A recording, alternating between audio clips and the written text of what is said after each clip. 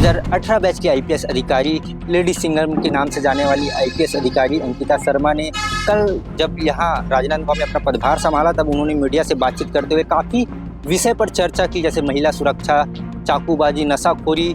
सीखी है पुलिस में आने के बाद, एक तो खुद वर्दी पहनना है और दूसरे को समदृष्टि से देखना है।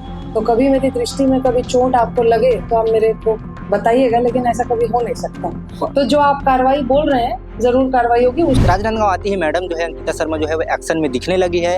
अब लोगों को उम्मीद है कि मैडम जो है वो लगातार जो क्राइम बढ़ रहे हैं, अपराध बढ़ रहे हैं, उन पर मैडम जो है वो काबू कर पाए। पुलिसिंग में अब तक जैसा काम किया है कोशिश करूंगी कि उससे बेहतर कर सकूं, और बहुत अच्छी टीम हमारे पास यहाँ पे है। छत्तीसगढ़ ही नहीं बल्कि पूरे भारत की सबसे चर्चित आईपीएस अधिकारी अंकिता शर्मा ने राजनांदगांव में अपना पदभार संभाल लिया है। नई एसपी बनकर आई है। इससे पहले अंकिता शर्मा शक्ति और खैरागढ़ जिले की एसपी भी रही है।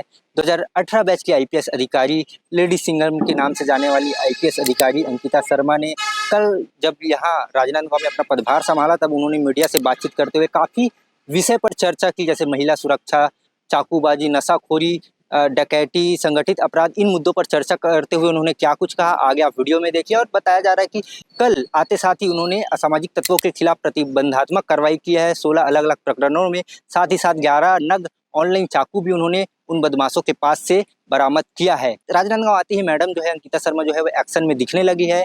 अब लोगों को उम्मीद है कि मैडम जो है वो लगातार जो क्राइम बढ़ रहे हैं, अपराध बढ़ रहे हैं, उन पर मैडम जो है वो काबू कर पाए। आगे देखिए प्रेस कॉन्फ्रेंस में क्या कुछ हुआ, क्या कुछ खुलासा हुआ। जहाँ बात अमीरों की हो जाती है तो पुलिस कुछ तरह नहीं होती है। जैसे साहूकारों के द्वारा शोषण और अत्याचार की लगातार सूचनाएं मिलती रहती है, शिकायत भी होती है, परंतु पुलिसिंग कभी दिखाई नहीं देता, कभी कोई कार्रवाई नहीं होती। साहूकारों के द्वारा अवैध धन उगाही लगातार हो रहा है और जमकर। इस मामले में किस टाइप का एक्शन होगा? हमने मतलब एक चीज सीखी है पुलिस में आने के बाद, एक तो खुद वर्दी पहनना है और दूसरे को समदृष्टि से देखना है। तो कभी मेरी दृष्टि में कभी चोट आपको लगे तो आप मेरे को बताइएगा, लेकिन ऐसा कभी हो नहीं सकता। तो जो आप कार्रवाई बोल रहे हैं जरूर कार्रवाई होगी। उसके लिए भी काफी सारे लॉज और सेक्शन सब कुछ बने हुए हैं। तो ऐसा कोई भी चीज ध्यान में आएगा तो हम जरूर उसको ध्यान देंगे। और एक बात मैं सभी के सामने इसलिए बोलना चाहूंगी कि ताकि आप बाद में उसका आकलन स्वयं कर सके। हो सकता है कि गरीबों के साथ, मतलब जो अमीर हैं उनके साथ ऊपर नीचे हो जाए, पर गरीबों के साथ न्याय होने में ऐसा कुछ भी नहीं होगा। जो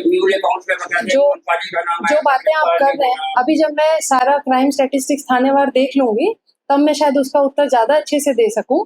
परंतु ऐसा कुछ भी नहीं है कि फाइनेंशियल बैकग्राउंड या इकोनॉमिक बैकग्राउंड के आधार पे किसी को डिस्क्रिमिनेट किया जाएगा और उस आधार पे कार्रवाई की जाएगी। सभी एक है हमारी नजर। आपके साथ बहुत बहुत धन्यवाद। तो अक्सर नहीं होता, विशेष जरूर धन्यवाद कि आपने मेरे जी। दो बातें आपने कही, महिला सुरक्षा और सशक्तिकरण। तो पहले भी हम लोगों ने ऐसा प्रयास किया है विभिन्न जिलों में कि सेल्फ डिफेंस और बाकी सारी चीजें, तो उस पर हम थोड़ा फोकस करेंगे कि हम महिलाओं को, बच्चियों को स्कूल्स में जो है जब उनके छुट्टियों का टाइम है, मतलब जिस दौरान छुट्टियां हैं, एग्जाम्स ना हो उसमें, और कॉलेज वाली जो बच्चियां हैं उनमें हम इस चीज को दिखा सके। और जब किसी भी गलत करने वाले लड़कों के ऊपर या जो मनचले लड़के आजकल जो ट्रेंड हो गया उनके ऊपर कार्रवाई होती है तो निसंदेह ये सारी चीजें घटते घटते नीचे आ जाती हैं।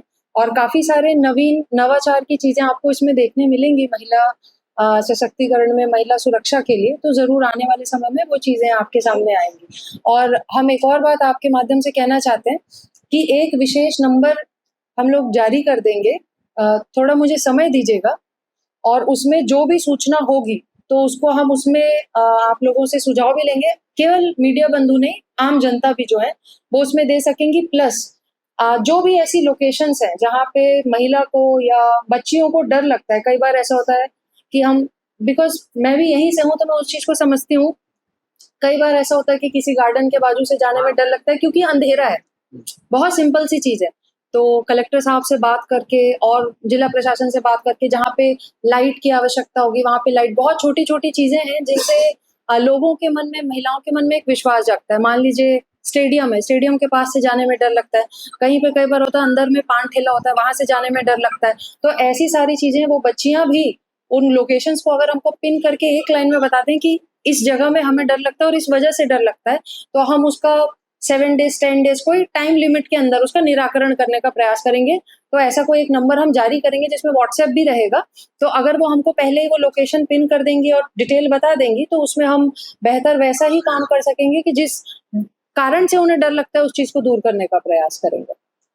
और उस नंबर के माध्यम से सभी से मैं अपील करना चाहूंगी, क्योंकि आप सभी एक साथ सामने हैं आज, कि जो भी सूचना आपके पास हो, चाहे मनचले लड़कों के बारे में हो, चाहे ऐसी कोई भी चीज हो, चाहे किसी भी प्रकार का गलत काम हो, जुआ सट्टा शराब कोई भी, तो आप उसमें हमें सूचना दे सकते हैं। आपको कार्रवाई डेफिनेटली उसमें देखने को मिलेगी। मैं आपको इतना बता सकती हूँ कि आपकी सूचना के आदान प्रदान में कोई कमी नहीं होगी, इसका विश्वास रखिए आप। तो आपको सभी सूचना समय रहते, मुझे ये भी पता है प्रिंट बंधुओं को 7 बजे 7:30 बजे आपको ऊपर भेजना होता है, तो जरूर उससे पहले इस चीज को हम याद रखें कि हमको मीडिया में एटलीस्ट 5:30 6:30 मैक्सिमम तक हम दे दें, तो वो जो भी एडिट करना होगा उसके हिसाब से ऊपर भेज दें। और बाकी इलेक्ट्रॉनिक वाले भी, तो सूचना के संचार में कोई कमी नहीं आनी चाहिए। मैडम, शहर में बहुत सारे सीसीटीवी कैमरे लगे जी, प्राय बहुत सारे कैमरे ही बंद पड़े। जी, जी। अभी हम लोगों ने मीडिया, अभी आपस में जो हम लोग डिस्कशन करके आ रहे हैं, उसमें सीसीटीवी एक महत्वपूर्ण मुद्दा भी रहा है, क्योंकि अभी जो भी क्राइम पैटर्न हम देख रहे हैं, तो वो टावर डंप और बाकी सीडीआर के माध्यम से बहुत कम ही सॉल्व होते हैं, तो मोस्टली क्राइम सीसीटीवी के माध्यम से ही सॉल्व होता है।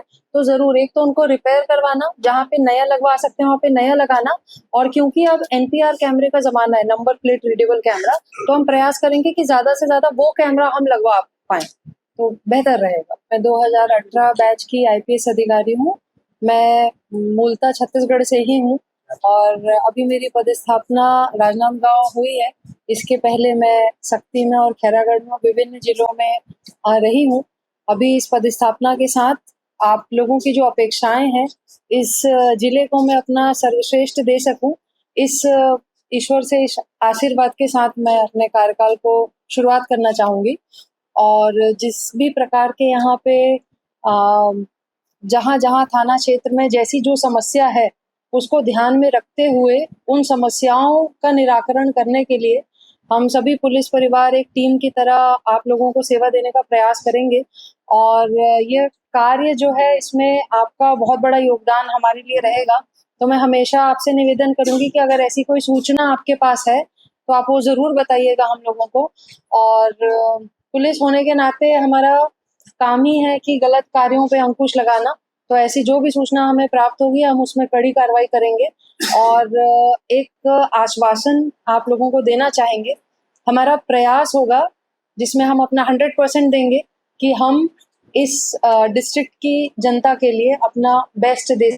इसके अतिरिक्त यदि आपके कोई सवाल हो तो उसके लिए हम जरूर तत्पर रहेंगे। जी मैडम, असामाजिक तत्वों पे लगाम लगाने के लिए बहुत से ऐसे चलाए गए हैं अभियान जी, और आपके आने से एक लहर दौड़ गई है लेडी सिंघम के नाम से, तो वो कहाँ तक की किस हद तक लोगों पे चलाएगी? सबसे पहले तो मेरा नाम अंकिता है, मैं लेडी सिंघम नहीं हूँ, और मैं अंकिता हूँ। और